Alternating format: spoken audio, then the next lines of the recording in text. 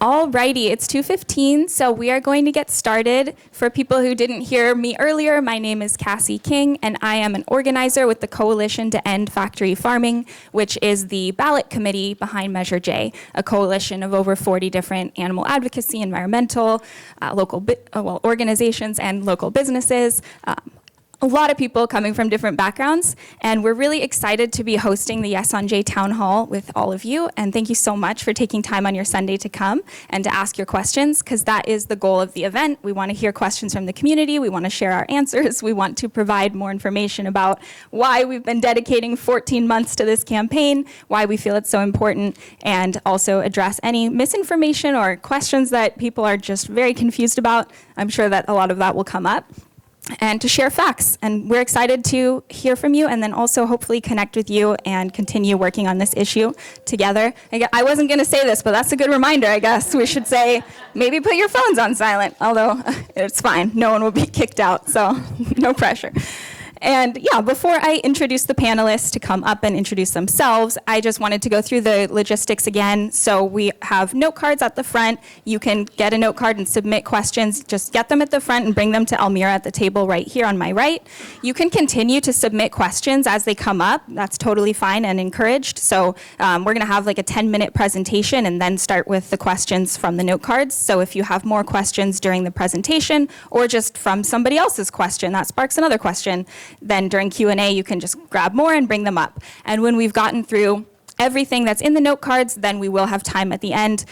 I don't know exactly how much time that will be, maybe 45 minutes, hard to say, for people to just stand up and ask questions and have a little bit more of a dialogue. But we want to make sure we get through things that were submitted.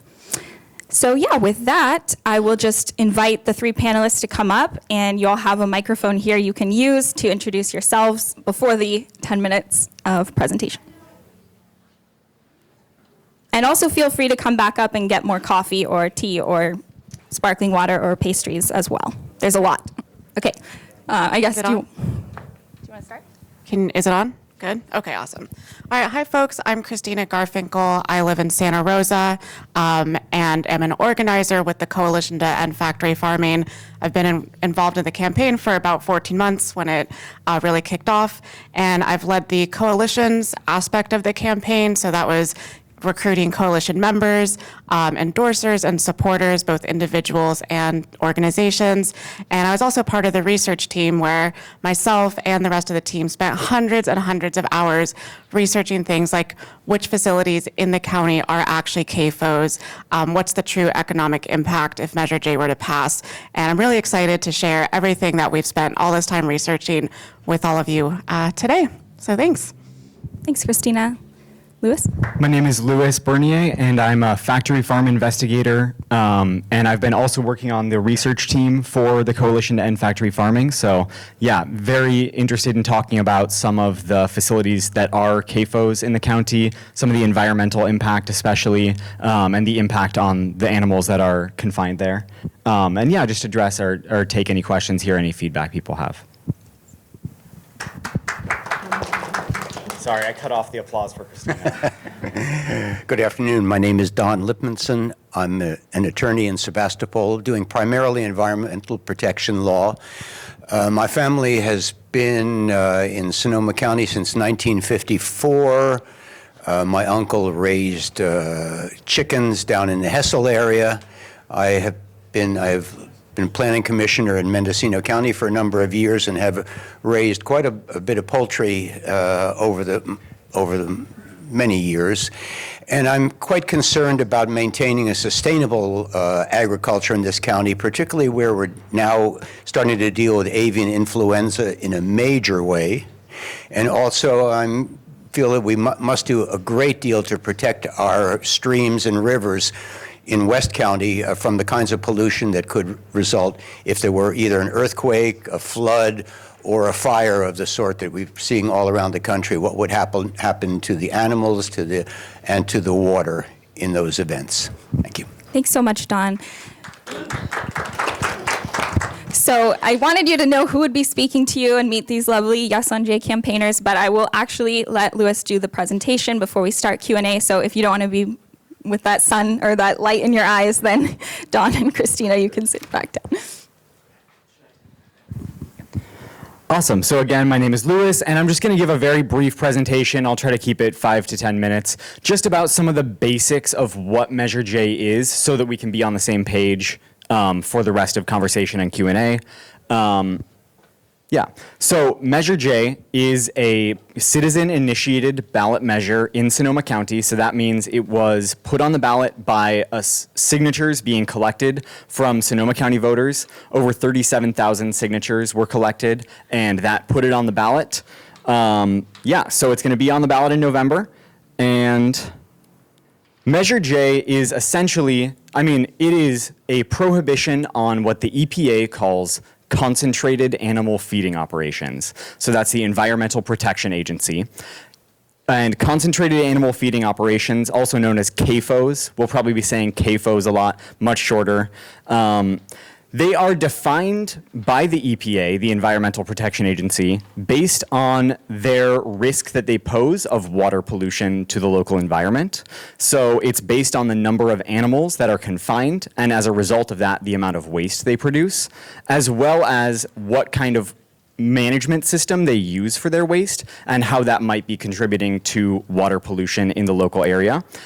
So essentially, Measure J, by prohibiting CAFOs, it would set a limit on the number of animals that can be confined in a commercial farm. And it would also stop new CAFOs from coming into the county immediately. And then it would give 3 years for the around 21 CAFOs that do exist in Sonoma County to either downsize their operations to come into compliance with the limits. We'll get into what those animal limits are. They're quite high, and I think they're quite reasonable. But so they have 3 years to either come into compliance by reducing the number of animals they're confining, or by adjusting the way that they're confining them so it's no longer confinement, or phase out their operations if they're unable or unwilling to come into compliance. And then Measure J also includes a job retraining for impacted workers that would just build off of existing county job assistance programs.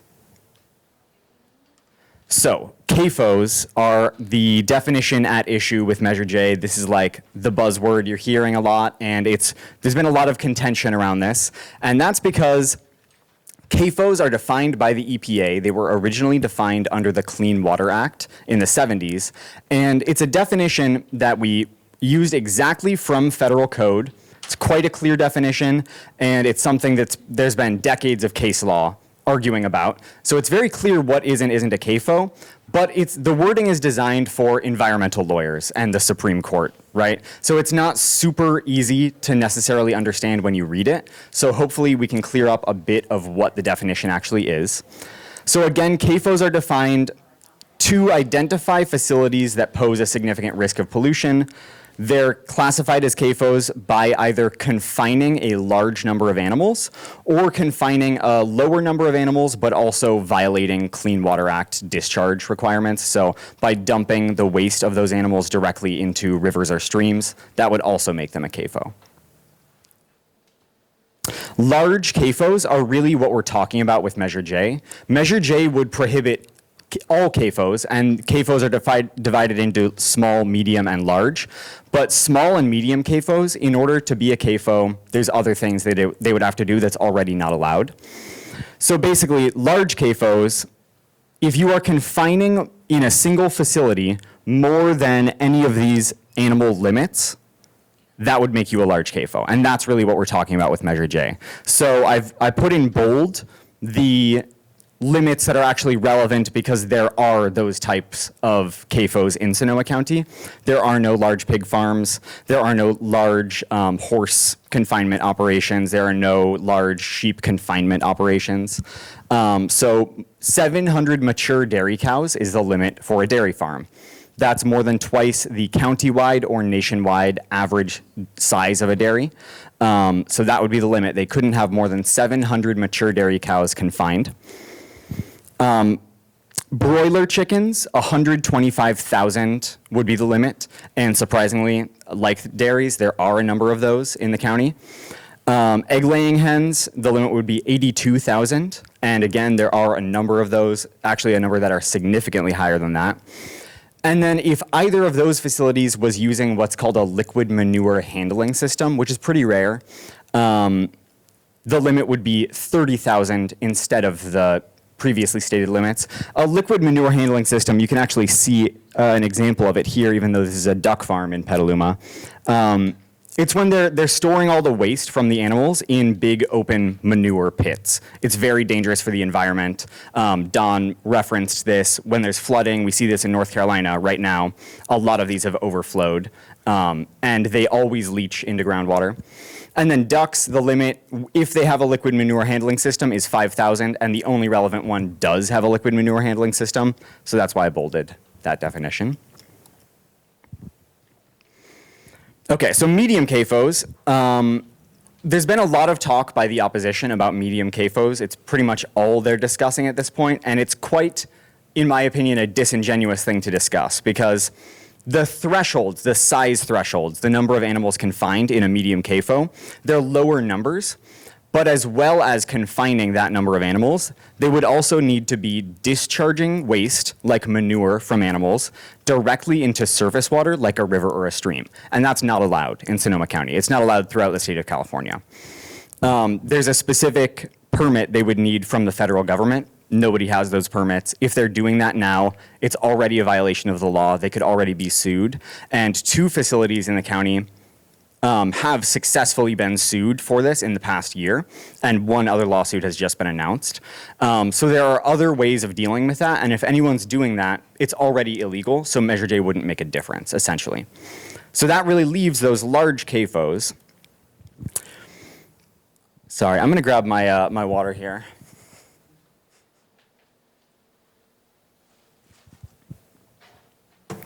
And again, surprisingly, because Sonoma County is well known for its small farms, and the vast majority of farms here are quite small, there are a number of these large concentrated animal feeding operations as defined by the EPA in Sonoma County, and that's what Measure J is really trying to address. So you can see here a little chart. There are 6 dairy CAFOs with more than 700 mature dairy cows. There's 1 duck CAFO with 200,000, actually over 200,000 ducks confined on wire floors their entire lives. Largest duck farm in the state of California. There are 4 chicken CAFOs that are all run by Purdue. And there are 10 egg CAFOs that are between 82,000 and 1 is over 500,000 egg-laying hens. So if this is the reality, if you know, this is not talking about small farms objectively, based on federal definition, these are large farms, why are we hearing so much about the impact on small farms? And I think the reality is the opposition campaign against Measure J, they understand that people care about small farms, and they understand that people oppose factory farming. So instead of being honest about what Measure J would do, they're trying to spin these elaborate ways that Measure J will actually only shut down the smallest farms in the county, even though that's the opposite of what it proposes to do. And I think it's very interesting to look at the funders to the No on J campaign, and I think it illuminates a little bit of the reasoning behind that. This is a screenshot directly from the Press Democrat from their recent article that I highly recommend people checking out. Western United Dairies, which is a multi-state organization based in the Central Valley of California, they have donated over $500,000 to the No on J campaign. Just that one organization alone. The campaign as a whole has raised over $1.7 million, the No on J campaign. The Yes on J campaign has raised a little over $250,000. So we're being outspent around 7 to 1. We don't expect to earn much more, to gain much more, and they expect to gain significantly more from what we've heard. So it'll probably be higher than 7 to 1. But if you look at this list, Agriculture Council of California, the California Statewide Farm Bureau, there's a lot of talk about how, you know, we should go to where the big farms are first. We should go to the Central Valley. We should go to Iowa. The National Pork Producers Council and the Iowa Pork Producers Council both have donated almost $50,000 to stop Measure J because they understand that stopping the biggest factory farms here would set the precedent that actually puts them in jeopardy across the country because these industries have so much power, but Sonoma County is the kind of place we actually could do this. Okay. And then I also just want to point out really quickly, Petaluma Poultry Processors, that's now owned by Purdue. Based in Petaluma. on the slaughterhouse on Lakeville Highway, owned by Purdue. Weber Family Farms is the owner of the largest egg CAFO, over 500,000 egg-laying hens, and they run 7 of the 10 egg CAFOs in the county. And Clover Sonoma now is actually 70% owned by Alpina Productos Alimentos, which is a Colombian dairy conglomerate. You can find that in the Press Democrat as well. So there's a lot of money, even when it looks like it's coming locally here. A lot of this money is from massive corporations that are hiding behind the identity of small farms in Sonoma County. And why is this important? Why should we prohibit CAFOs in Sonoma County? Well, one of the biggest reasons is the water pollution. And this is actually currently an issue in Sonoma County. You can see right here, it's kind of a hard to see screenshot, but this is a screenshot from the EPA's website. Highly recommend people check this out, mywaterway.epa.gov. You can zoom into wherever you want to see. You can see a watershed or a water body, and you can see what the status of it, what contaminants are at high levels, and all of the waterways adjacent to these large dairy CAFOs especially, they are all listed by the EPA as impaired due to nitrogen and or phosphorus, sediment, bacteria, and other microbes like E. coli, and all of that is heavily associated with CAFO pollution. Right here is like the poster child dairy CAFO, that it's the only one you'll really hear the opposition talk about. This is Tresh Dairy. They do have 750 cows, so they're barely over that 700 limit. But they claim to be the most environmentally friendly dairy in the world, essentially, if you look at their website or hear them talk. But this stream going directly through their dairy, right between the two sides, right between their open manure pits where they store their waste from all those cows, that stream is, you can see a faint red line there just because it's a poor quality screenshot, sorry. But it's listed by the EPA as that is impaired due to nitrogen and or phosphorus and sediment, both of which are heavily associated with CAFO pollution like this. The Petaluma River, we know there's other issues. This is a screenshot, a quote from the California Regional Water Quality Control Board report about the Petaluma River bacterial impairment. And it says, as discussed above, fecal bacteria originating from cow and horse waste were identified by the microbial source tracking study at very high rates throughout the watershed in both dry and wet seasons. Considering the large number of confined animal facilities and the quantity of animals they typically house, as well as the amount of waste they tend to produce, they are a significant source of fecal indicator bacteria, is what that means, in the watershed. So we know this is actually a problem here in Sonoma County. We know that this is impairing our waterways. It's like stopping fish from being able to live where they naturally live. It's impairing use by humans in various contexts. And this is why Food and Water Watch called for a ban on large CAFOs like this, a ban on factory farms, to address this very issue across the country. That's why the Sierra Club has an official policy statement that CAFOs also accelerate climate change by their disproportionate production of greenhouse gases. The Sierra Club opposes the establishment of new CAFOs and supports the phasing out of existing operations as expeditiously as possible. So that's why all of these different environmental organizations are coming out about this. And I should say specifically, those greenhouse gases come from the same thing, the open pits of manure primarily, as well as the enteric fermentation, the belching of cows. And we know, according to the Regional Climate Protection Authority, that in Sonoma County, the third largest source of greenhouse gas emissions in the county is animal agriculture, is enteric fermentation and manure management. That is a very blurry quote. I apologize. The American Public Health Association, the largest public health association in the world, also called multiple times in a policy statement for a precautionary moratorium on new and expanding CAFOs because of exactly what we see starting to happen now.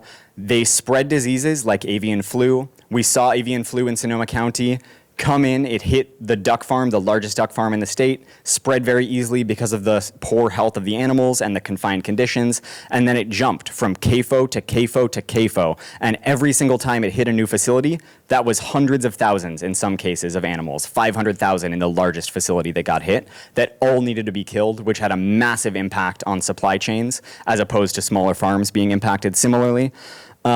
And then now that has jumped to dairy cows. I believe there's over 60 herds of dairy cows now in the state of California that have been infected with avian flu. And at least 2 humans have gotten avian flu from those dairy herds in California alone. 16 people across the country have been infected with avian flu. And we know avian flu, HPAI, highly pathogenic avian flu, has a 50% mortality rate in humans over the course of its entire life. None of the 16 people that have been infected this round in the US have died. But over the course, because this has happened many times around the world, it's had a 50% mortality rate overall. So if this starts to jump human to human, it could become more deadly, less deadly. We don't know, and we don't want to take the risk. So what are some of these CAFOs like? I'm going to rush through this a bit. This is one example of a Purdue-run chicken CAFO in Santa Rosa, not far from here. This is on Llano Road, Llano and Todd. A lot of people have probably driven past this facility. Around 200,000 chickens are confined inside these industrial sheds. This is a real picture from inside of the crowding of the chickens. And we know that animals in these kind of conditions, the more animals they house, the more animals they confine, the less attention there is for any chicken to receive individual care. The profit motive shifts from an emphasis on care for individual animals to keep them healthy for longer. Once you have 200,000, you can throw chickens away. It doesn't really make much of a difference. And we've seen this across the country, around the world. This is the way that industrial farming happens. This is Merton's Dairy CAFO in Sonoma, and this is one of the larger dairy CAFOs. It confines 900 cows on this feedlot-style environment with no access to pasture. Unlike some of the dairy CAFOs do have access to pasture and are organic, this is not. And you see that in the bottom right-hand corner, that massive, you can't quite tell how massive it is from this, but that is a manure lagoon where all of the waste from those cows that they produce goes into that manure lagoon that is twice the size of a football field. And that creates an immense amount of methane. It creates a huge amount of risk to watershed in the environment, spreading disease, all those kind of issues. And you can see here just the cows a little closer up. And like a lot of dairy farms and a lot of dairy CAFOs, all the dairy CAFOs in Sonoma County, when the cows give birth annually so that they start to produce milk, the calves are taken away and stored and housed in these small confined hutches for usually around up to 3 months until they're sold off or put into dairy production on that facility. Because they want to maximize the milk they get from the cow, they don't want the babies to drink the milk. And you can see here the scale, it's, I believe, over 100 hutches there. There's the manure lagoon a little closer. Slow scan TV loading here. Yeah, and you can see this is Reichardt Duck Farm, the largest duck farm in the state of California, one of the largest in the country. 200,000 ducks, all on wire floors. This was the first facility that got hit with avian flu. And you can see here the conditions that these animals are in. They're quite crowded. They receive very minimal care. There's been investigations into Reichardt Duck Farm all the way back since 2014 that have exposed egregious abuse of these animals. They're killed at only 5 weeks old, and so many of them die. We've taken pictures of dumpsters completely full of ducks. And you can see here the walls of this barn are actually just mesh. They're actually just chicken wire mesh. And many of these barns, the ducks grow so quickly that they can't hop at all. They can't hop, they can hardly walk. And many of these barns have completely open walls, holes torn in the walls. And so it's no surprise to me that this was the first facility to be hit with avian flu, because not only is the health of the animals very poor, but there's very poor isolation from outside pathogens getting in. And we know it's directly in the flight path of migratory birds, which are the main spreader of avian flu. You can see here just some of the conditions that have been documented. This is one of the most bizarre things there. You can see here the wire floor that these ducks live on, but constantly, since 2014 and then multiple other investigations since then, concluding last year, have shown all these ducks stuck on their backs, unable to flip over, and many are getting their wings caught in the wire and actually dying of starvation or thirst as a result of not being able to access their food and water because of their top-heavy, fast-growing situation. And the wire floor, you can see, is extremely slick because of all the poop, all of the waste that gets, all over this wire flooring. So you can see in this picture actually 3 ducks stuck on their backs. See just other ducks. You can tell this is a serious issue with this duck. They're not grooming themselves properly, and their feathers are not shedding water. They're actually absorbing the water. Ducks decomposing. This duck has probably been dead for at least multiple days and left in a barn full of other ducks. The beginning of this video clip starts with all those other ducks standing on top of this duck, so it's no surprise that disease is spreading. And that was a lot of information. If you're interested in seeing those CAFOs for yourself, seeing all the research that went into this, pretty much everything that I mentioned that was a number or a reference or a quote is all cited on the yesonj.vote website. I'm really proud of Christina and myself and a lot of other people working really hard on that documentation. And then we also have a map of all of those facilities and all of the 21 CAFOs in the county, as well as a list of them and the number of animals that we estimate are confined inside. And again, you can check that out on yesonj.vote. Or if you have any questions about how to access it, we can help. Thank you, Louis. And Christina and Dawn, if you want to come back up, we'll turn the projector light off now so it won't be so bright, and we will jump into questions. And like I said, if you have more from the presentation, feel free to grab another note card and submit more, but we have like 10 right here, so we are going to jump into them. And thank you for submitting. All right. So the first question is, what is the ultimate goal of the measure? Once there are no large CAFOs in Sonoma County, is that counted as a success? Who wants to take that question about the ultimate goal of the measure, no large CAFOs, is that a success? I can start. I would say that is definitely a success if this measure passes and that successfully phases out and eliminates 21 CAFOs here. As far as the vision of Coalition to End Factory Farming, long term, we obviously hope that this inspires other residents in other counties to take action and also try to phase out CAFOs. So while it's a success for Sonoma County, there's a lot of work that needs to be done to phase it out throughout the nation and the world, which is a vision that all the organizations who are part of CEF share. All right, hopefully that helped. What is the estimated economic impact is the next question. Let me read this. What is the estimated economic impact for Sonoma County, and how long do you estimate it would take to get more small to medium farms running? Yeah, as far as economic impact, so the county, when this first made it on the ballot, they actually, the Board of Supervisors requested impact reports from various departments. So we have county estimates of the cost of Measure J that we can look to answer this. So there's a few aspects. The first is the programs that would be involved for actually enforcing and overseeing the phasing out of these CAFOs. So that involves things like creating a public-facing database of the CAFOs in the county and all the programs or the programs involved to oversee that. I think they also estimate 5 new county jobs if through the city that would be required, and that estimation is around $1.6 million per year throughout the phase out, so primarily in those first 3 years. And then there's also the worker retraining program, which Louis mentioned in the beginning of the presentation, which is, like Louis said, there's already existing employment aid, but there would be additional funding needed to help the The county estimates around 450 workers. That is an overestimation because they also estimated 60 CAFOs, but we'll say like 300 to 400 employees.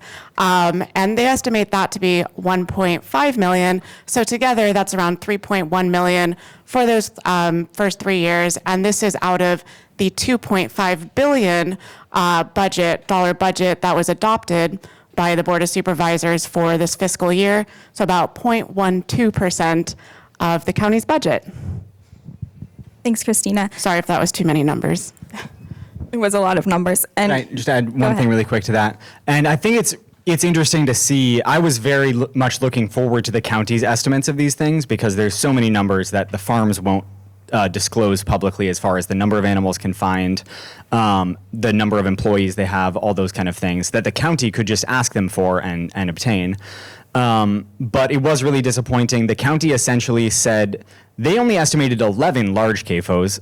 They didn't disclose their reasoning for that. But then they estimated another 49 medium CAFOs because they just counted every facility that they thought had a medium size of animals, a medium size range. So for example, for dairies, that's between 200 and 699 cows. And then they calculated all of those as CAFOs, even though they're not allowed to do the other part that's required, which is discharging waste into surface water. So they're estimating that 400 jobs for 60 facilities with no reasoning given for why it should be 60 compared to 21, which is more realistic in my opinion. So should be a significant overestimate. And then that flows into all the other cost estimates that they've made because the number of farms is directly, proportional. Thanks.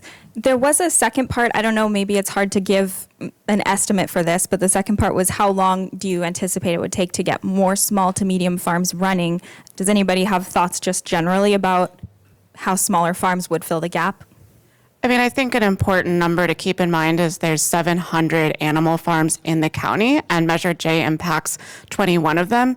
So of these 21, 5 or 6 are just barely over the threshold, so easily could downsize. So I think the overall impact of the number of farms in the county is just maybe 2% of farms would maybe shut down. So I can't give a number for how long it'll take for more small farms to come in. But what I can say is we have hundreds and hundreds of small farms that I think would be happy to fill in the gap. And I don't, so I think that's just an important fact to get in there. Awesome. This was kind of answered, but the next question was, could large CAFOs downsize to medium ones and stay in Sonoma? Do you want to add anything to that? I could share a little bit more specifics, I guess. According to the most recent California Air Resources Board data, 3 of the 6 dairy CAFOs in Sonoma County are less than 75 cows over the 700 threshold. So that would mean it should be, I'm not someone to tell them exactly what their bottom line is, what's working best for their business, but in my mind, that's not a massive change. Some of the farms are way over the limit, like 500,000 egg-laying hens when the limit is 82. But a number of the egg facilities also are barely over the limit, where we estimate one has 82,400 and the limit is 82,000. So it should be, to answer the question, basically, like the small farms and medium farms should be built overnight as soon as this is passed if they just want to downsize slightly. And all of these animals' lifespans is that so that they wouldn't be required to necessarily sell off or kill other animals because hardly any of them live 3 years. Thanks. Okay, the next couple questions. Going back to that question of what it would take to boost small agriculture in Sonoma County to replace the animals that are not being raised by CAFOs. There are many, the state government has the Williamson Act, which could be expanded to incorporate financial benefits to reduce the tax burden on small backyard properties. And at least in West County, there's a very substantial opportunity for people who like raising animals for eggs in particular, or in some case for meat birds,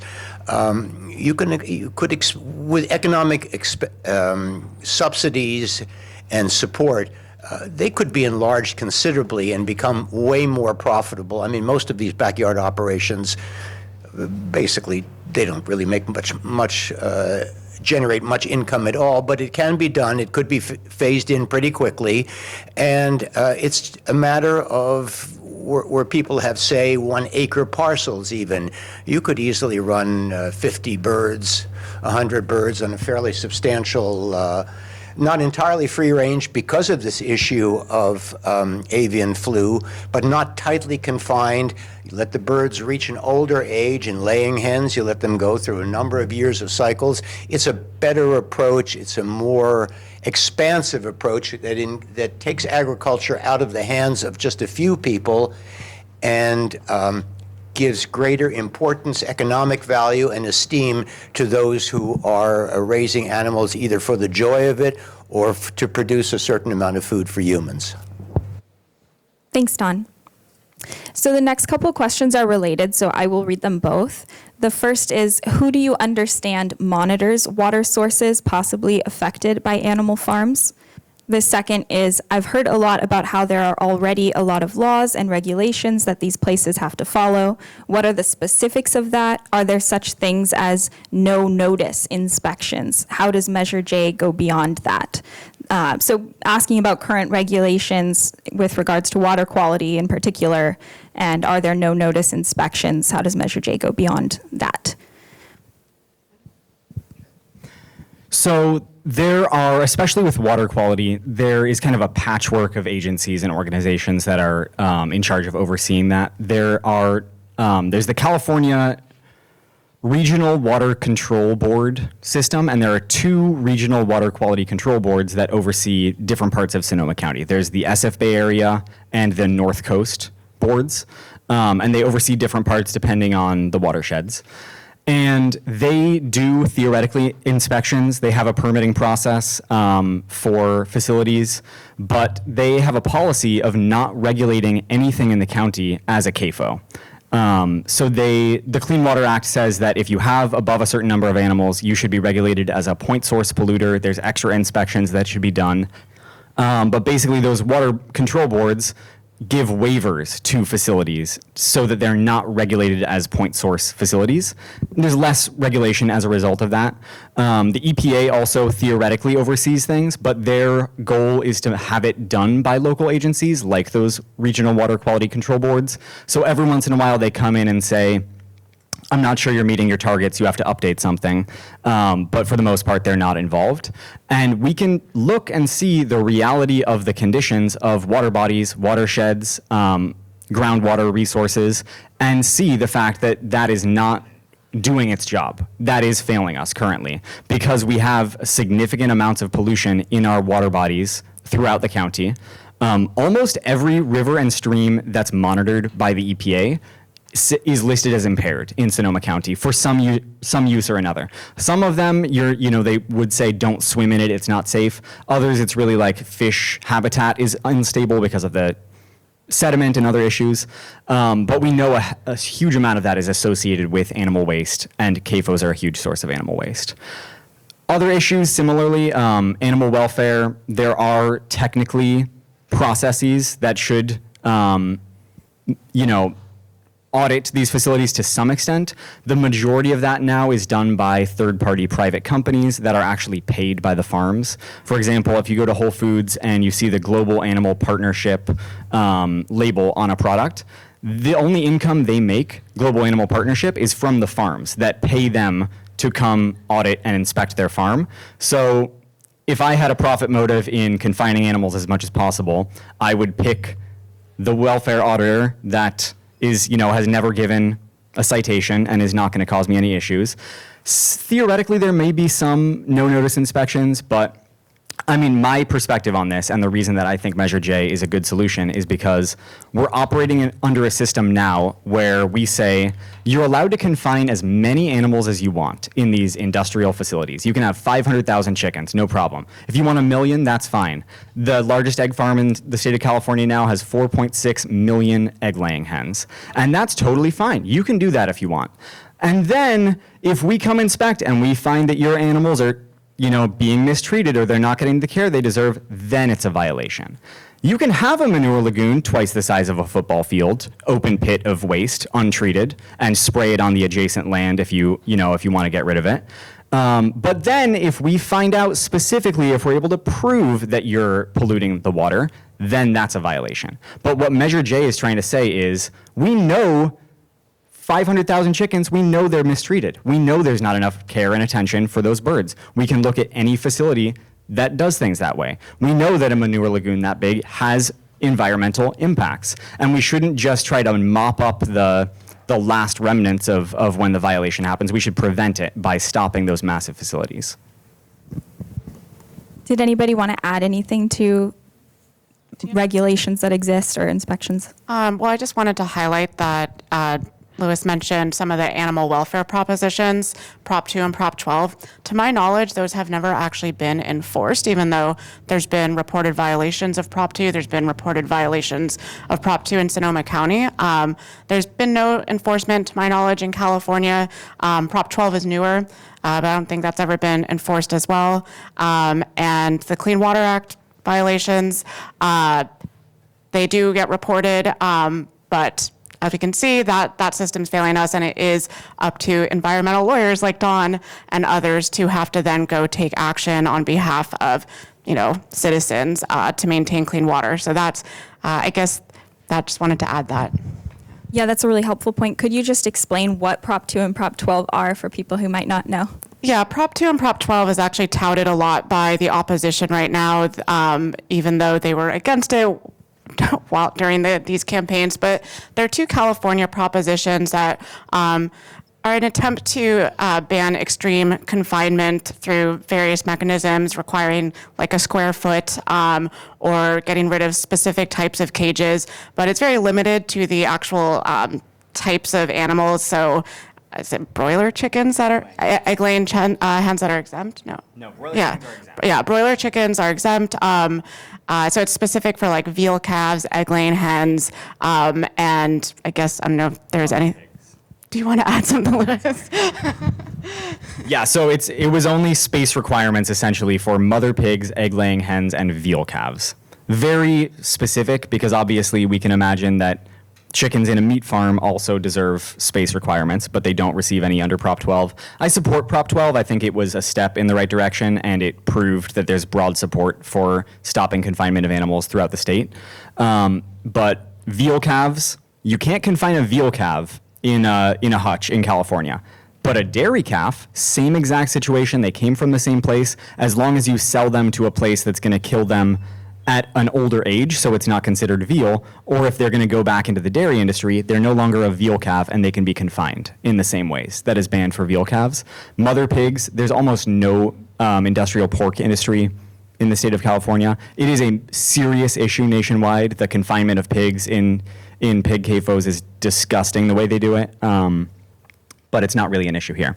So very limited, and like Christina said, no enforcement. Thank you. The next question is similar and gets a little more specific. Which of the large CAFOs in Sonoma County are in violation of water/groundwater pollution? And is there evidence of criminal animal cruelty or abuse at large CAFOs in Sonoma County? So similar topic, but more specifically, what evidence is there that there are violations happening now? I don't know who wants, I think all of you could take that question. So I'm not an environmental lawyer. I am a person who cares a lot about the environment, and I have documented some of the large manure lagoons at some of these large CAFOs that we know are a serious risk to water quality. I can't speak to that with all of the large CAFOs because I'm not as much of an expert on that issue, but we know that there have been two. So last year, there were two Clean Water Act lawsuits against large CAFOs in the county. One was Mulas Dairy in Sonoma. And they actually, the end of that lawsuit, when they settled, they determined that their system was too far gone. They couldn't repair it to what the Clean Water Act would actually require, and they shut down. Because they were, I mean, if you just look at that facility on Google Maps, it's right on the marsh, it's right on the coast, and they had, I think, 1,200 cows, and the manure pits are right next to the stream that's going into the bay, and it's just shocking that this place existed for so long to me. And then Reichardt Duck Farm, which we touched on, also was sued under the Clean Water Act, and they also settled, and they are in the process of trying to remediate their waste management system to come into compliance. And then there was this year announced another Clean Water Act lawsuit against another large dairy CAFO in the county. That's in its preliminary phases, but it's really left to individual lawyers to find a plaintiff, and they have to go in front, in a federal court. They have to try to prove as an individual that this facility is in violation of this thing. They have to prove that it's discharging, and the federal government and the state have both come to the decision that it's essentially the burden of evidence is on an accuser, and they are not going to do that work themselves. So it's left up to these individuals that the plaintiff gets no payment. This is not like a cash grab lawsuit. The plaintiff doesn't get anything as a result of this, and the lawyers get very measly legal fees. Lawyers could make a lot more money in other places. And yeah, it's a very messed up system. The Water Quality Board does have complaints that are published. They're not necessarily evidence of violations because that would take more work to prove. But you can go online for yourself and see that a lot of these CAFOs have had reports, often by whistleblowers, for water quality issues. And Lewis also showed that website I always forget the name of, Check My Waterway. My Waterway. But every waterway surrounding CAFOs is impaired by nitrates and phosphates. So I think those are two pieces of evidence that really amplify how much in violation these CAFOs are. There's an interesting comparison to be drawn between water quality enforcement with regard to marijuana cultivation, cannabis cultivation, versus what goes into the water quality from animal agriculture. I do a fair amount of criminal defense as well, and prosecutors are very eager to charge growers with any watercourse violation, proximity of any pesticide to a watercourse, runoff, trash, garbage, can convert a misdemeanor grow into a felony. You have nothing equivalent to that in the issue of water quality that derives from animal agriculture. And I think one issue that really bears some thought, and Measure J isn't going to solve this, but how far do we want to push the concentration of animal agriculture in the world? With an ever-expanding population and people, as third world countries develop more wealth, their inhabitants typically seek more animal food derived from animals. It's growing to a point where it's becoming very irrational, very harmful to the small producers who can barely make a living in much of the world, because it's just a lot easier for big corporations to bring in many resources, employ a lot of people, and produce what's basically a nutritionally limited, almost defective product compared to what a person who cares for their animals, respects animal welfare, and has to develop efficiencies of scale to compete at all. These are two different worlds, and ultimately we're left having to make a political choice as to where we want to see the future going in terms of feeding ourselves. And I think the second part of that was the animal welfare issues. And yeah, a number of these facilities, Yes on J.vote has resources about this if people are interested in seeing specifically, but a large number of these facilities have been investigated and have been found to have egregious animal cruelty issues. And again, there's no enforcement of those issues because it's so normal throughout the industry in these massive facilities.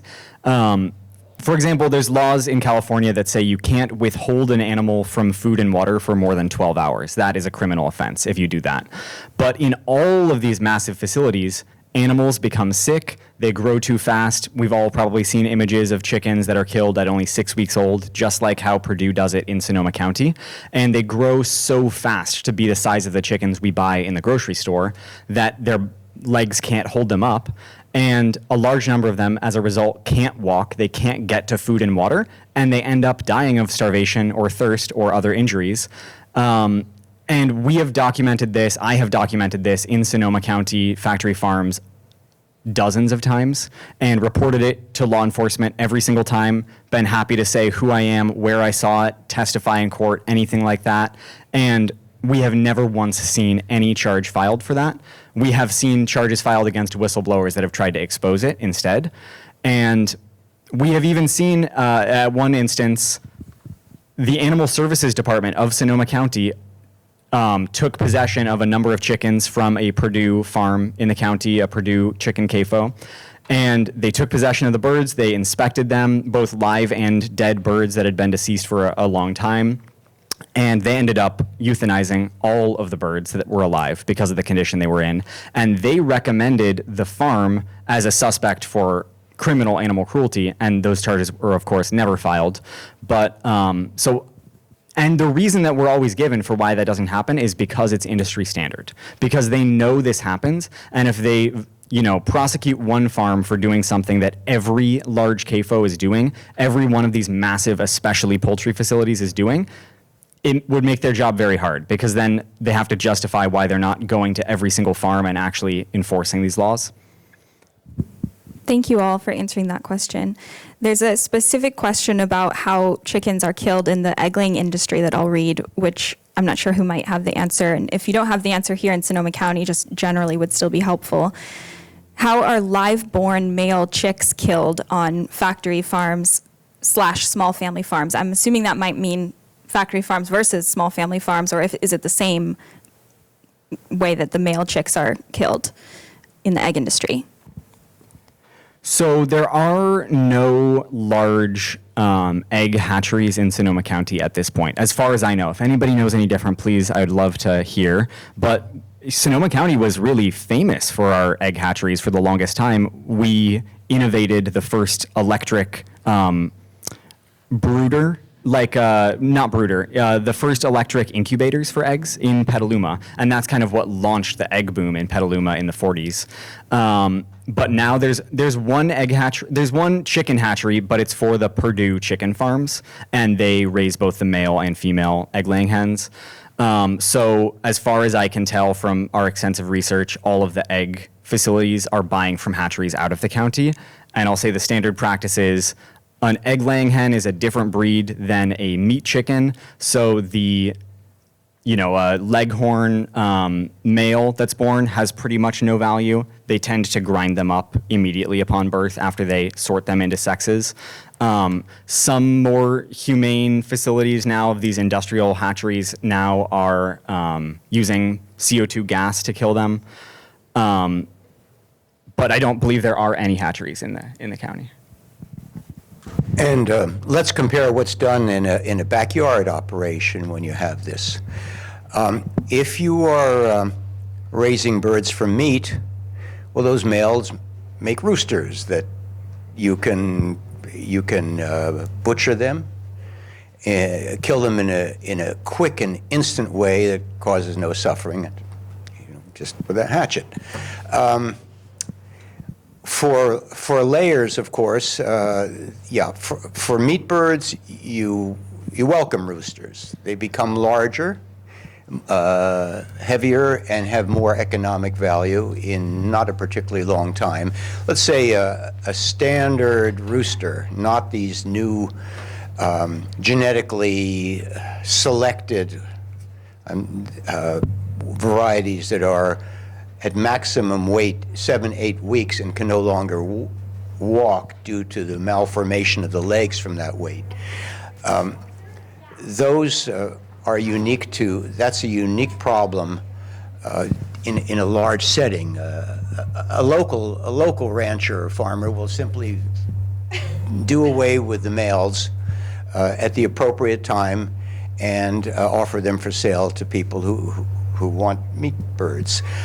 For layers, increasingly, you are able, one can get sex-determined chickens at age 1 or 2 days, so you would not typically have that problem, which of course does implicate from the hatchery that those young males are largely being destroyed, and how that is done least cruelly, I don't have an answer for that. What about the dairy? Well, I think you should ask when we open it up. We've got like 5 more, just because then everyone will ask, I think. So. Or you can bring a card. Yeah, or bring a card to Almira at any time. So next is about dairies, not that exact question, but someone wrote, I worked at a dairy doing construction.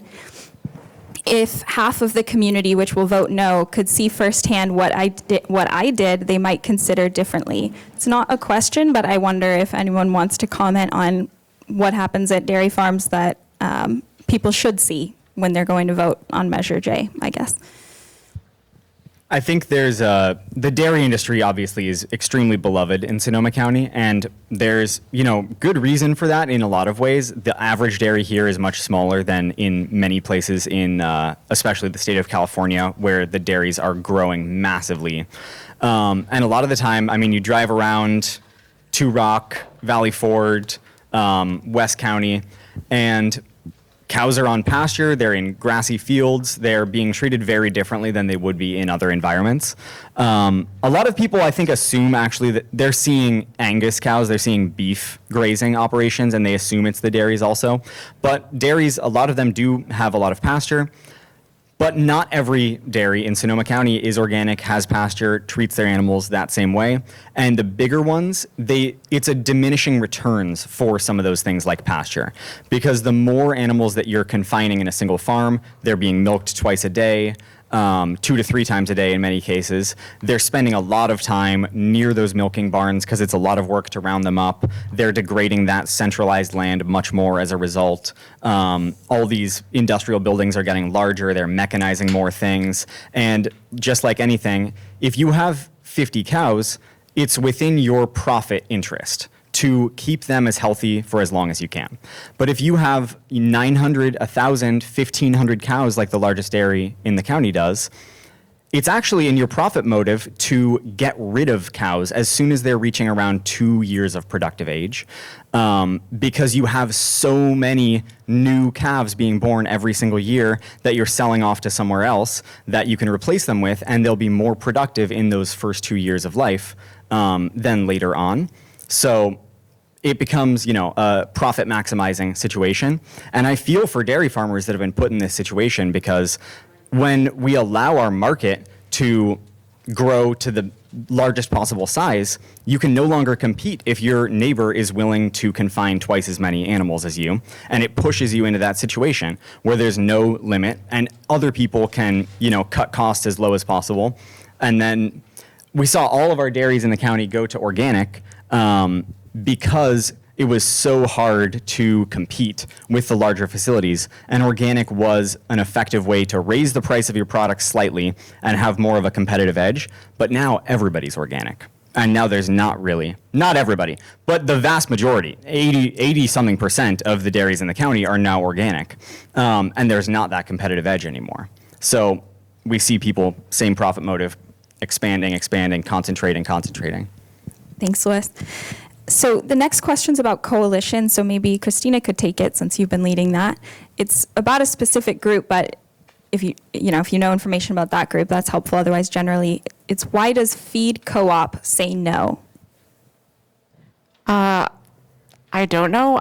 They were probably on our list to reach out. I don't know if we've ever heard back from them, but I think my theory is due to the amount of misinformation that has been spread. We saw that quite a bit in the early parts of this campaign. We would reach out to groups that really shared our vision. We're trying to support smaller farms and phase out the large industrial ones.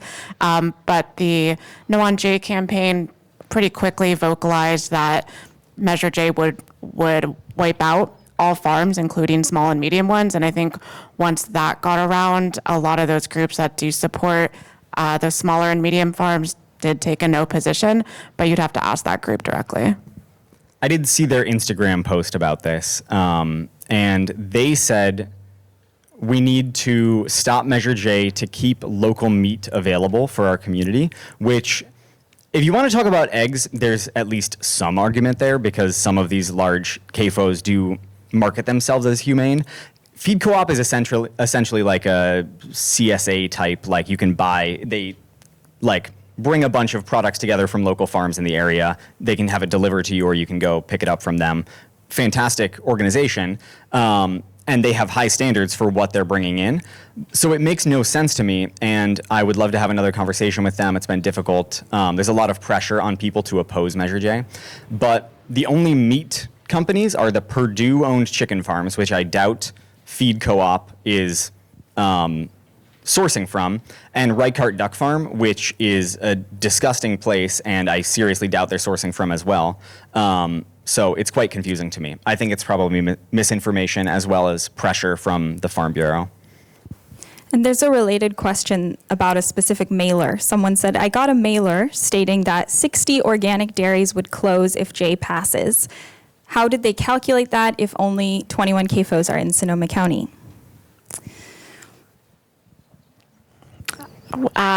Wish I knew. There's actually not even 60 dairies in Sonoma County, let alone 60 organic dairies. Maybe there's speculations, like maybe they referred to an old census of agriculture. So every 5 years, anyone who makes us over a certain amount of profit from any sort of agriculture, not just animal agriculture, has to actually report that to the government, and they release a census of agriculture. We were actually really lucky that in the beginning of this campaign, the latest one came out, so that really helped a lot in our research. It's possible they're using outdated data because we've seen the dairy numbers dwindle for quite a while now. Lewis mentioned the outcompeting and the consolidating of these larger dairies that I think really started, the consolidation really started happening with poultry initially, and I think over time we've seen it more recently start happening with dairy in California. So over the last 5 years, we've seen we had around 90 dairies, and then in 2017, and now we have closer to like 47, 50. So it could be that they're using old data, but it is definitely misleading, and they probably know better because that's their job. And yeah, it seems misleading. There's not even 60 dairies here, so that's literally not possible. Thanks, Christina. We just got one that I'll jump the stack because it's very related, but we should try to be brief because we do have a lot. Sure. Will Prop J, fun fact, I think you only say proposition about statewide measures. I've learned that. So Measure J, but that's fine. Will Measure J cause all organic dairies to close? Bordessa Family Dairy makes that claim. So I think this is an especially interesting example with Bordessa Dairy making this claim. They're on one of the mailers right now that's being sent out that makes this same claim that 60 organic dairies would be shut down. Again, not even 60 dairies in the county. There's 56 according to Water Board data, and at least one of those is already closed. So there's probably more like 53. And certainly not all of those are organic. We know that. The Farm Bureau themselves says around 80 to 90% are organic. And then Measure J, as we addressed in the beginning, small number of dairies actually qualify as large CAFOs.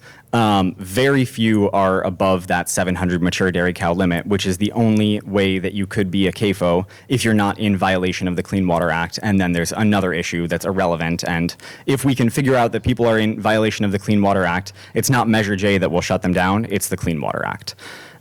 So I think that's quite a extreme claim. And then Bordessa Dairy particularly, they make that claim. They're on this mailer, pictures of their facilities all over. They only have 290 cows.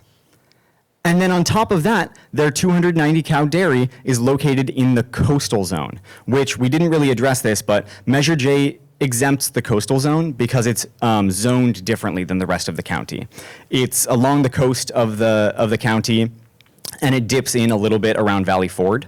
And Bordessa Dairy, that family runs 2 dairies. They're both in the coastal zone, so they're completely exempt. They could have 6,000 cows and they would not be addressed by Measure J. We would need to address them a different way. There are no large CAFOs in the coastal zone anyway, so it didn't seem like it was worth doing the extra complication of trying to include that. But yeah, quite an extreme claim and absolutely no basis for it. I would love if anybody has a list of even 60 dairies existing, let alone 60 dairy CAFOs that are all organic.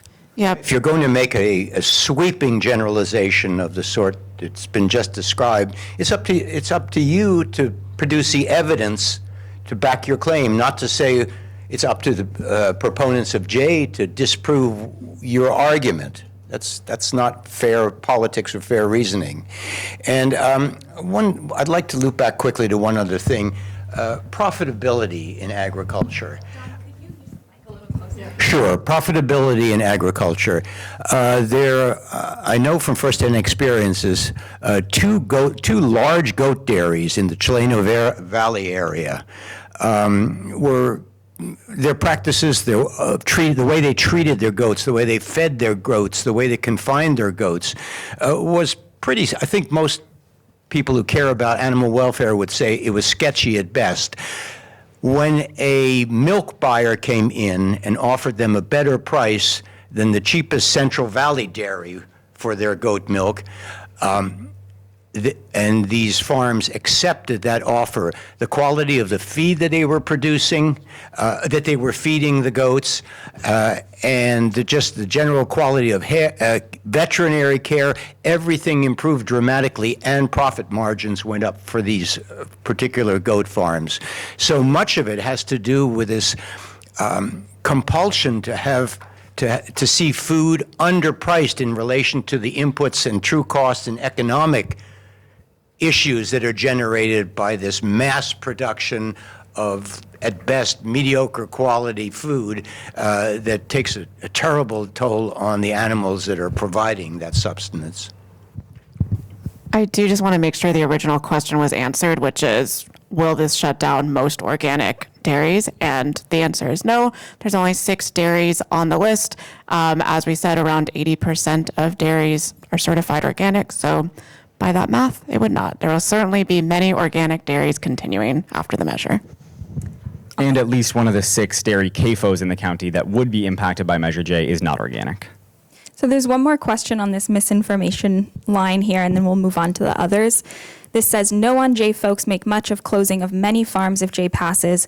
Could there be a grandfathering in of current operations, thereby avoiding even bigger CAFOs, but not downsizing those that are CAFOs, I think is the question. Yeah, I mean, there certainly could be like a moratorium where we just ban any future ones. That doesn't really solve the problems that we're facing today, which is what this measure is aiming to address.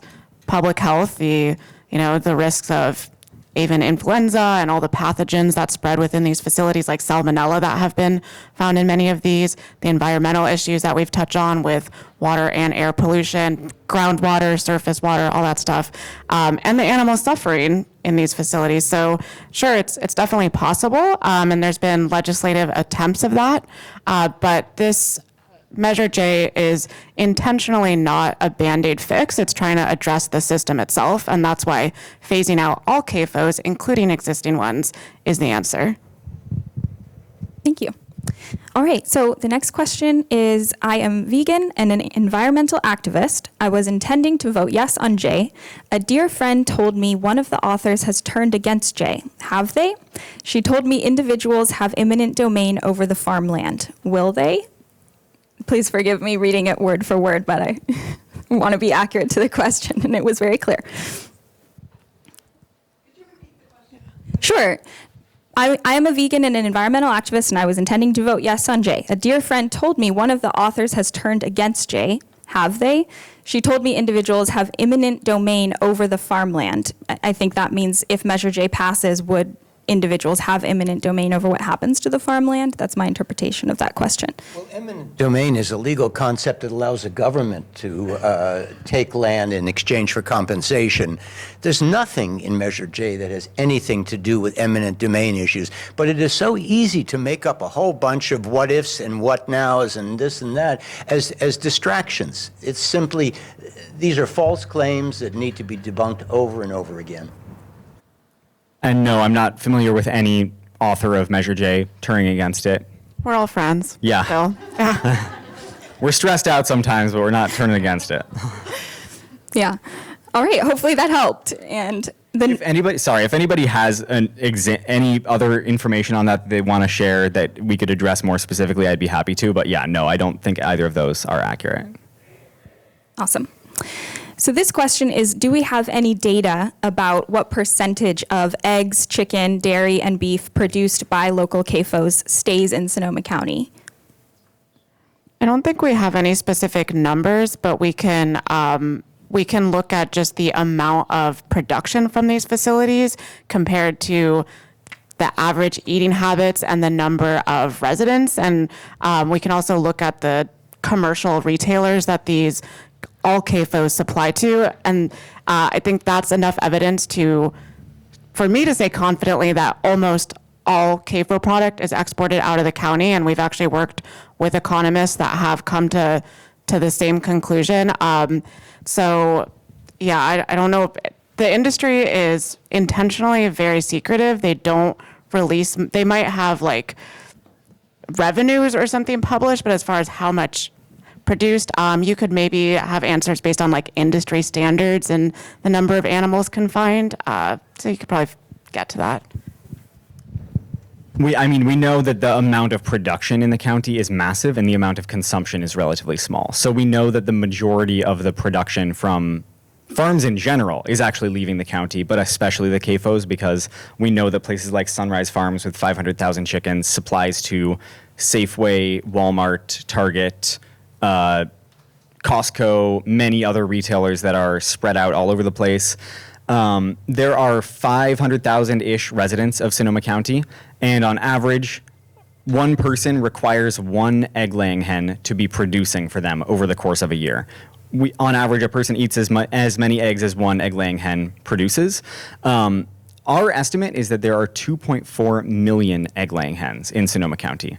So that is over, I believe, that's around 5 times. It's actually over 5 times the number of residents in Sonoma County as of 2024. So we know that the majority of that is being sent out of the county. And then we had a debate right here, I don't know if it was a week or a month ago at this point, everything's blurring together.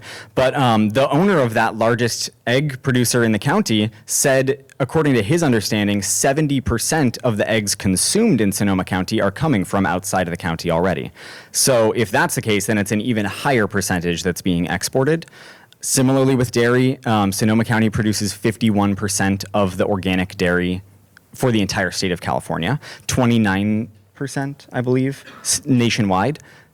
We're certainly not eating disproportionately more organic milk here to that extent. And then, of course, like the dairies, the vast majority of them are not large CAFOs. The vast majority of cows do not live on large CAFOs, so we would not be reducing that production significantly.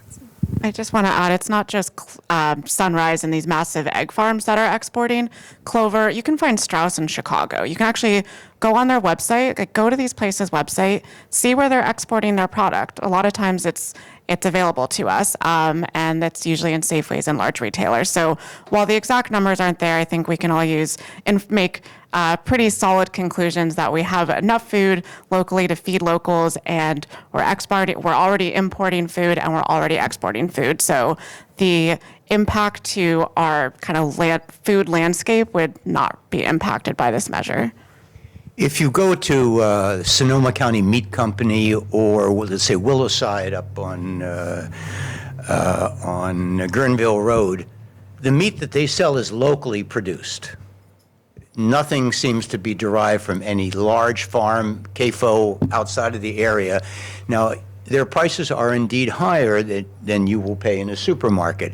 But this brings us to the basic question: what sort of cruelty and risk to public health are we willing to impose in order to have meat that is artificially, the price of which is artificially suppressed?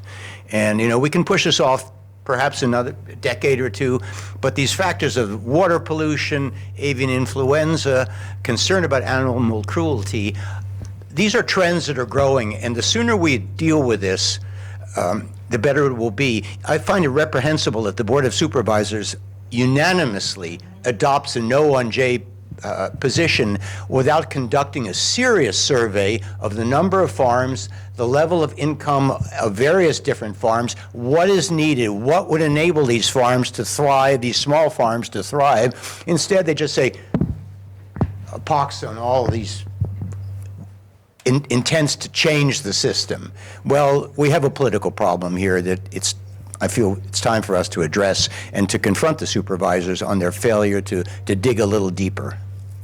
I do just want to make one clarification. So there's unlikely to be any sort of price change. The CAFOs in Sonoma County are still charging Sonoma County prices. It's just factory farm products. So they're building off the reputation of higher priced food in Sonoma County, which generally, the cheapest food is imported, and Sonoma County local food is more expensive. But again, working with economists and looking at the data, if you phase out 2% of the animal farms, allow for these small and medium farms to expand, there's not going to be an impact to local food prices. And I just wanted to make sure that was clear, that Sonoma County CAFOs also charge more. Thanks. Thanks for all the informative answers. We do only have 30 minutes left, so we're just going to do these last 3 questions and then open it up for questions out loud and a little bit more dialogue for the last bit. I think they're fairly quick, but we're getting to a question that was voiced earlier. What about the dairy infant male babies? In relation to the question of how the male chicks in the egg industry were handled, what about male babies in the dairy industry? Yeah, so very similarly with dairy cows, they're not the same breed that would be raised for beef. So they're not as profitable to slaughter for beef as Angus cows or another breed that's more focused on that. They're generally sold off to the same kind of facilities that any other calf would be. So generally, in my understanding, they're sent to calf raising operations in the Central Valley of California. Some of them we're almost certain end up at Harris Ranch on I-5, which is that place, everybody knows it if you've driven up and down to LA. But it's with all of this stuff, these industries don't want to disclose anything, and they don't have to. There's no legal process through which they need to be public about this. But we have heard from people that they send their spent dairy cows as far as Washington to be slaughtered. So it's it varies a lot depending on prices and depending on what you're being offered. Some are sold at the Petaluma auction yard, not far from where I live now. Yeah. Thanks. And I think these two are a little bit related. So I'll read them both, and if they need to each be tackled, that's fine. One is, when a dairy is closed down, who tracks what happens to those football field-size lagoons of manure? And if Prop 2 and Prop 12 haven't been enforced to your knowledge, how do you foresee the enforcement for Measure J if it were to pass? So, one is, how will Measure J actually be enforced if it's passed? And one is, if a facility is closed, what comes in and actually deals with the facility and what's left behind? They're a little different, but I'm squeezing them together. You want to take that? Okay. So as far as dealing with the waste that's left by these facilities, I think that's a good question that is not contained specifically within Measure J. Some of these manure lagoons, like the ones twice the size of a football field, it's a huge amount of waste, but it's also constantly gone through, and they're emptying it multiple times a year, and they're applying it to adjacent properties, adjacent parcels. Theoretically, cow manure can be used as quite effective fertilizer for nitrogen and phosphate and other nutrients, but when it's applied at such high rates, when there's so much waste being produced in one place, it ends up being oversprayed centrally around that area, and it leads to runoff issues. That can be used in other places, though. And ahead of the wet season, they're required, so probably pretty soon now, they're required to completely drain these anyway, and either sell it off or have it applied to land adjacent or in other areas. So the same process probably would be undertaken. And then how will Measure J be enforced if it passes? So Measure J, like the Clean Water Act, has a citizen enforcement provision within it. So that would allow individuals, if they think that a farm is a CAFO and it's not in compliance and it's confining more animals than they're allowed to, citizens could sue in order to prove that that was happening, like the Clean Water Act. Another thing about Measure J is that instead of a massive California statewide organization, it would be up to the county to enforce other than the provision for individuals. And that means that people in Sonoma County could have more control over pushing local agencies to actually enforce it. It's always an uphill battle trying to get any law like this enforced. So I'm excited for the individual provision. If we were able to get it passed, I would, be happy to try to figure out what's a CAFO and what's not, as we've been doing, and try to go through that process. But I also have faith that if the voters passed this, that the county would actually step up to some extent. Well, and the ordinance also requires that the county make a public-facing database for residents that outline which facilities are and are not CAFOs.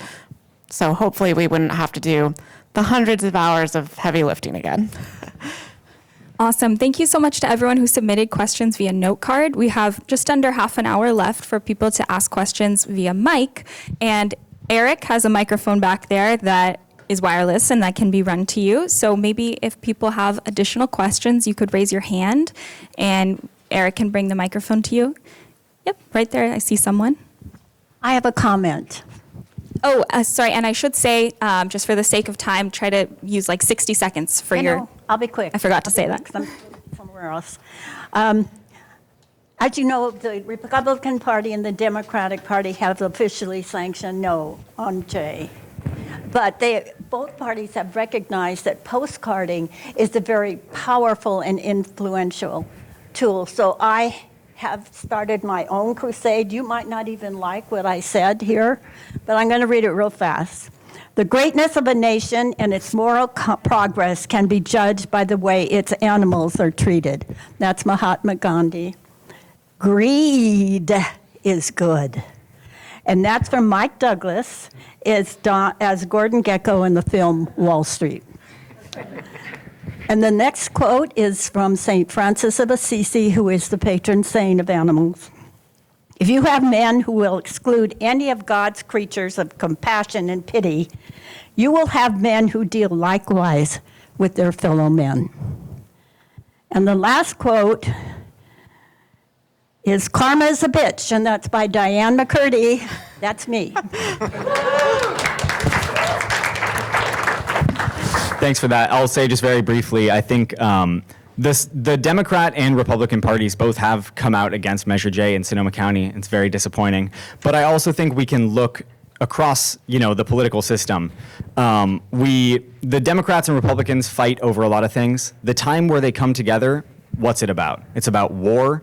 It's about protecting corporations and their rights. It's about stuff that the average person does not support. And it's because all of their donations, all of their backing comes from these massive corporations. So some people might consider that to be a strong endorsement of Measure J. I would say if both Republicans and Democrats are on the same team, that's always a red flag for me. But I also want to add that national polling has shown that individuals, bipartisan, support a phase out of CAFOs. So regardless of individuals across the nation, bipartisan, wanting this, our government locally has failed to respond. Just wanted to add that tidbit. And Sonoma County Green Party is endorsing. Yeah, and we are endorsed by Green Party for the people. Yeah. All right.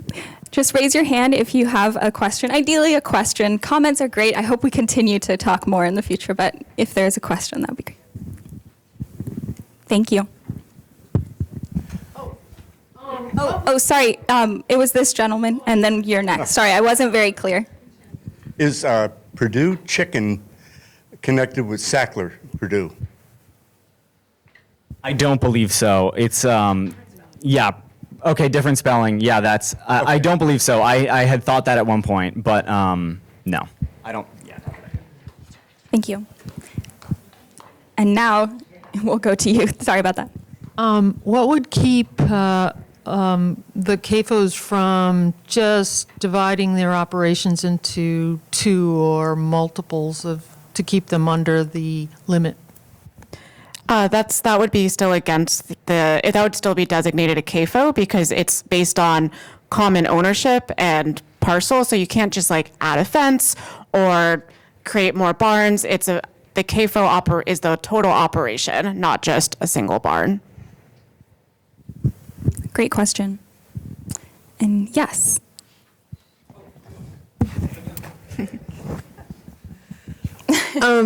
Yeah, my background is in water issues, and I've worked with Sierra Club on the Sonoma County Well Ordinance and the Vineyard Ordinance, all efforts to try to protect ground surface water in Sonoma County.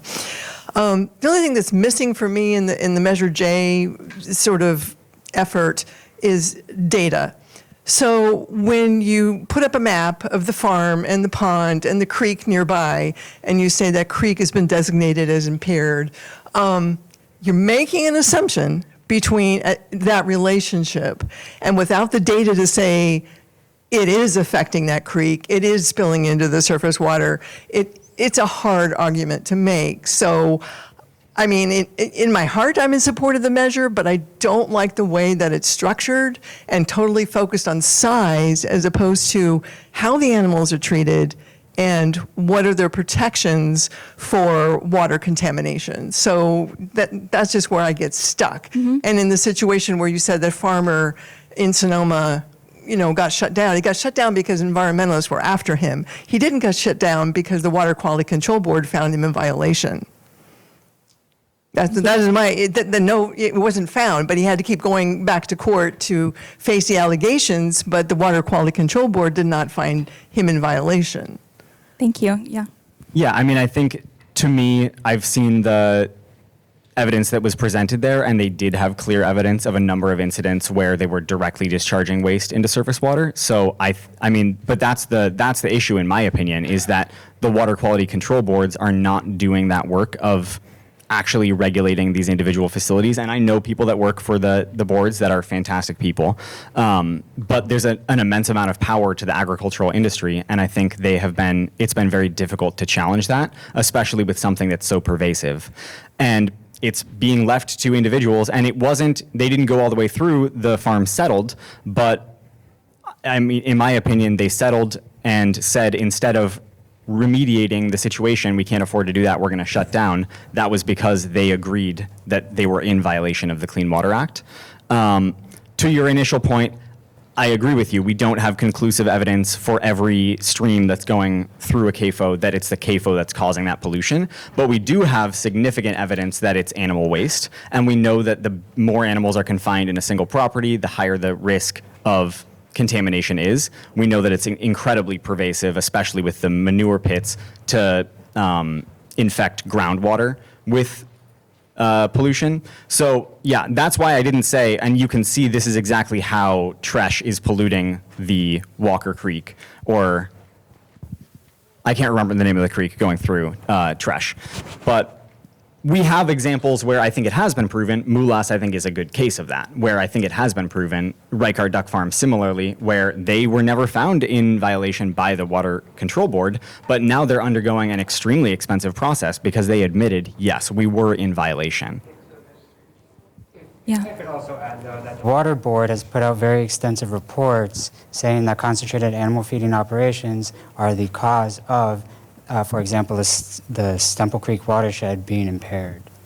The data is out there. It'd be great to. If someone's in violation, they should be going after them. Yeah, I agree. Totally agree with you. I don't know what that contradiction is. They go after the marijuana farm. Yeah. I really like your question, and it begs another one. What do we do after the election to maintain the momentum of trying to address these problems? And data is really important.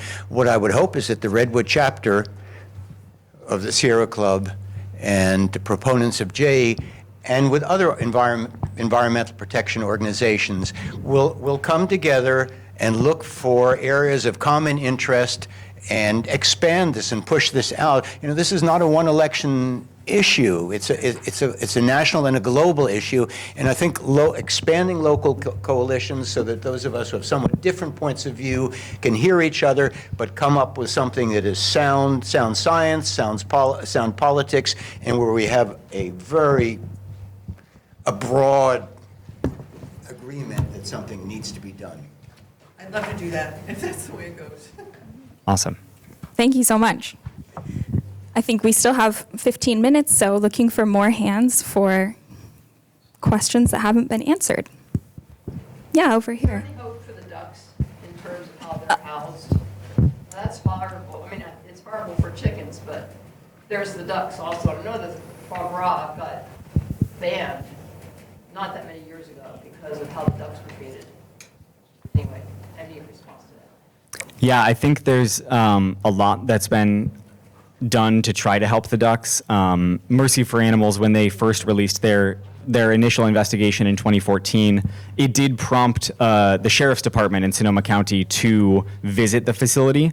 The veterinarian they brought said that it was egregious animal cruelty and was very concerned about it and came out publicly about that. The sheriff's department said that everything was normal. So nothing was done there. A number of people have faced charges for blowing the whistle about Reichardt Duck Farm and the way the animals are treated. It's become very difficult to document those conditions. I think that the Clean Water Act violation lawsuit made some progress. There is a possibility of other things, but animal cruelty laws don't have as much of enforcement mechanism from the public. I absolutely think that one of the biggest benefits to the Measure J campaign, regardless of how it goes in the election, and let's be real, they're spending $1.7 million, and you see all the signs. But I absolutely think a lot of people became aware of some of these issues through this and through it forcing the conversation. And so many people, even if they're voting no on Measure J, because they have some confusion or concern, I hear from them that they're really motivated to stop some of those most egregious facilities. So I think we should all put our heads together and, see what we can do. So the short answer is yes, there is hope for the ducks. Other questions? Looking for more hands?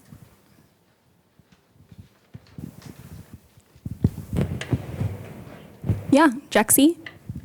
We can run you a mic. I'm friends with some people that are really concerned about like the workers that are going to be affected, and we hear like, as you guys know, I'm with the Wine Country Young Democrats, and you guys gave us an estimate about like 5 to 10 workers per facility, and then the county estimates 400 because they are including the medium CAFOs and things like that. You're also mentioning the numbers of like the budget versus like what percentage of that would need to be allocated to the worker retraining program and things like that. Can we get more details about like what workers would be affected? I know one of my friends mentioned like, if all of the CAFOs were to shut down, then the, slaughterhouse in Petaluma would also shut down, and there's a lot more workers that work there, things like that. Can we get some more details? Yeah, well, first of all, the slaughterhouse that Purdue operates does employ a lot of employees compared to CAFOs, and they process chickens from all over the state, so highly unlikely they would be impacted. To get more, I guess, into the employment impact, I guess one thing to keep in mind is that CAFOs by nature employ less than smaller and medium farms because they follow that model of standardizing and consolidating. So they actually require fewer jobs than diverse animal farms, which are also safer jobs. CAFO work is not safe work. There is a history, including in Sonoma County, of really, really poor conditions for these workers. And Spoletta, one of the dairy operators that operates multiple dairies, including a CAFO in Sonoma County, even has a report of having their employees housed under where a manure overflowed. They didn't deal with it, so mushrooms were growing out of the floor for these workers to live on.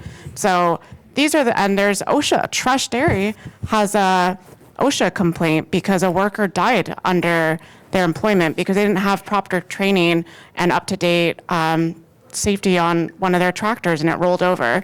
So this CAFO work is really dangerous work, and these employees who are already the most vulnerable in any agriculture work deserve better. And so just wanted to highlight that. I think there's actually, this can be a positive thing for people if we give them aid, and we do care about these employees, which is why we wrote a worker retraining program in the ordinance to get them safer and higher paying jobs in agriculture. The wine industry in the county is much more of a lucrative industry here compared to animal agriculture, and has much more jobs.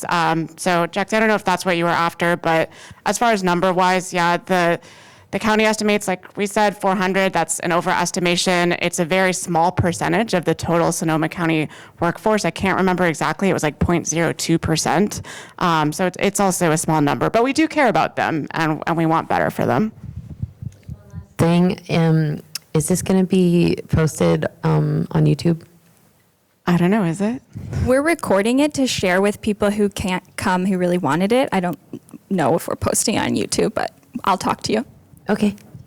I would say one other thing to that also is just that I think this is one of the biggest difficulties with any kind of mass system change that we're trying to do. Like anti-fossil fuel activists run into this with, coal mining jobs. They're not good jobs, they're not safe, they're not healthy for the communities, but entire regions become, built on the coal industry. And it's really difficult to transition workers to a new industry. And that every day they're increasing the risk to their health, but also rushing too fast into transitioning the industry could be really harmful.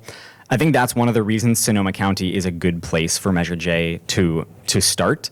And that's because even of the agricultural jobs in the county, CAFO workers are a very, very small percentage. Even animal agriculture as a whole, it's not animal agriculture jobs. So it could be very easy for people to transition into other lines of work or other industries. And again, most of these facilities can downsize. And yeah, there's so much wrapped up in this. I mean, housing is provided by many agricultural jobs, but the reason for that is that housing zoning code is changed for agricultural workers. They don't have the same legal standards of housing that we have. They're allowed to live in places that it would be illegal for one of us who's not an agricultural worker to live because of the low quality of that housing. So it's not a good system for those people necessarily, but also it's the job that they have, and we don't want to take that away. So yeah, the retraining program I think is the best we've been able to do. But there are so many cool programs like that already exist.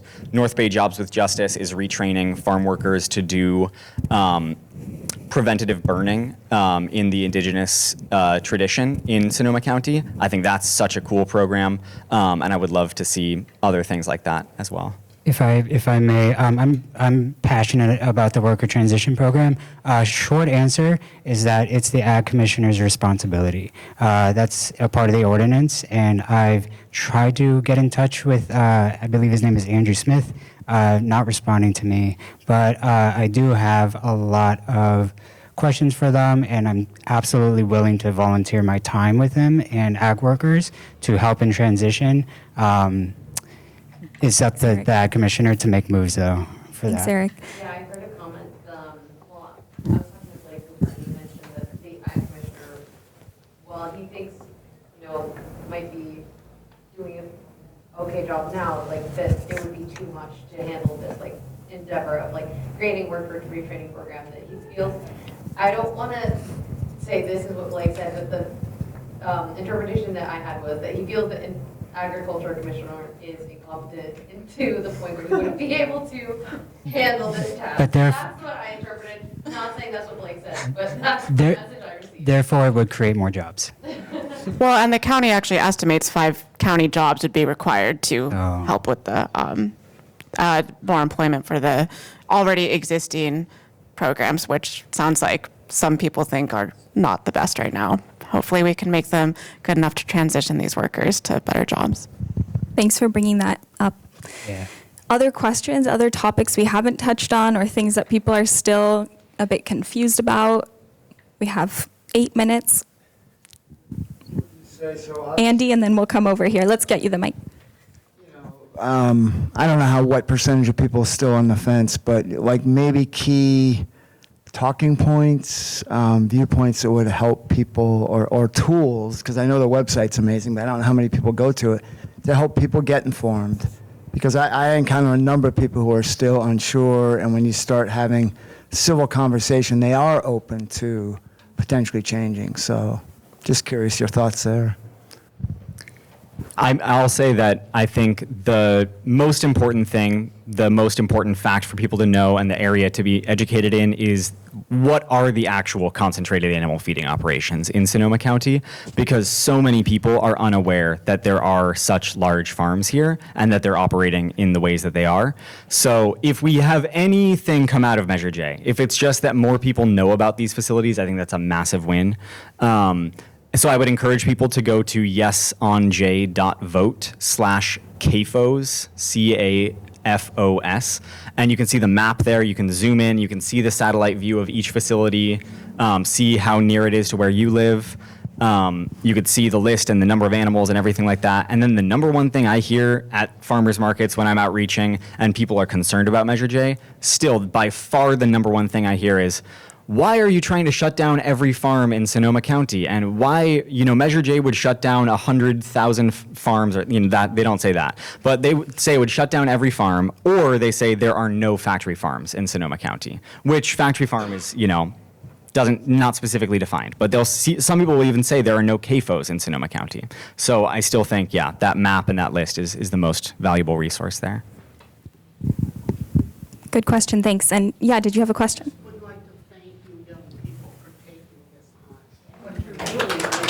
Thanks, Don, too. Thanks, Don. Thank you. And we're really, blessed to have a multi-generational campaign. We've got people with all kinds of different experiences, and I think Measure J has been the first of its kind to be done, and I'm really excited from the attention that it received and everything. So thanks to people like you for supporting it. Thank you all for being here. Yeah, we'd love to continue the community conversation, as has been said, so please stay in touch with us. Any last question? Curtis? If you want to talk a little bit about how the opposition is saying that, this is super radical, it's never been done, which is true, it hasn't passed anywhere. Can you just talk about where this has been attempted and other attempts that have been made at the national and state level? Sure. People have been fighting CAFOs, not just through legislation, but through groups trying to do water cleanup programs, like places in Wisconsin and Iowa have already been trying to combat CAFOs emerging in their surrounding communities for decades. And the kind of concept of phasing out CAFOs, while the ballot measure process is novel, is not a novel initiative. There have been attempts. There's the Farm Systems Reform Acts. There's been a few revisions of those put forth by Carrie Booker and Huffman and Warner, which aim to actually do exactly what Measure J did, which is phase out large concentrated animal feeding operations at a national level. There was legislation introduced to California that got squashed pretty quickly to try to impose a moratorium of CAFOs. There's been legislative attempts of various sizes from various groups. There's been small community groups trying to tackle CAFOs, like I said, for decades. But I think the ballot measure process is by far, again, we've already talked about people ubiquitously as individuals support phasing out CAFOs, but the government refuses to respond. So by leveraging the ballot measure process, we're taking that power back to actually vote on behalf of ourselves and the animals and the environment rather than for business profit. So I think the ballot measure process makes a lot of sense, and I hope we continue to try to leverage it for things like this. Well, Did I miss any? I don't know. Well, I'll say, and that's why the industry nationwide is so scared. When politicians try to do it, they know they can stop it with money. When we're voting ourselves, they're not as sure, and they are scared. But on the other hand, the environmental crises that are facing us that are going to worsen, all the things from avian flu to water flooding, et cetera, this is going to change either rationally and intentionally or as a response to catastrophe. So I think we have time and history on our side, but we're in a moment now where everything is conflicted right now. We're so divided. There may be some things that really force us to look beyond our narrow viewpoints and figure out a solution within a couple of decades at most. Thank you so much. Thank you to everyone who came and for all your questions. And thank you to all our panelists. Give them a big round of applause. Here's Christina and Dawn.